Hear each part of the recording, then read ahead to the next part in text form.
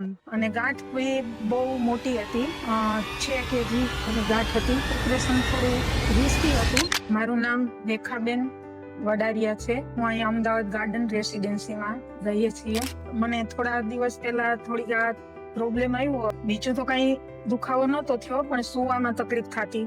એકે બાજુ સુવાતું નહીં, બાથરૂમ જવામાં તકલીફ પડી.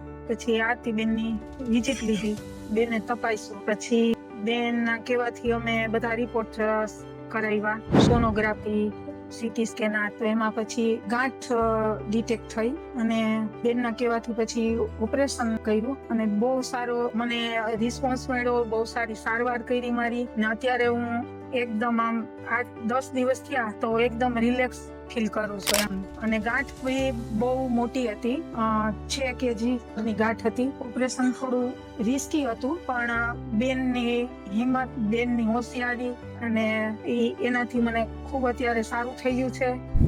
પણ એટલું જરૂર કહીશ બધી બહેનોને, થોડો શરીરમાં ફેરફાર થાય તો તમારે સમય કાઢી અને થોડુંક ચેકઅપ કરાવી લેવું, જેથી કરીને આ જે મને તકલીફ પડી ન પડે. મેડમ, એનો પૂરો સ્ટાફ, સાહેબ જે બધા ઓપરેશનમાં હતા, એ આખો પૂરેપૂરો સ્ટાફને હું ખૂબ ખૂબ આભાર માનું છું એનો, કે એ હતા તો હું આજે અત્યારે આ તમારી સમક્ષ બેઠી છું. ખૂબ ધન્યવાદ બધાનો. અને તમને પણ જે કોઈને કોઈ બી આ મારે છે એવી તકલીફ હોય તો આરતીબેનની મુલાકાત જરૂર લેજો, એટલું ચોક્કસ કહીશ.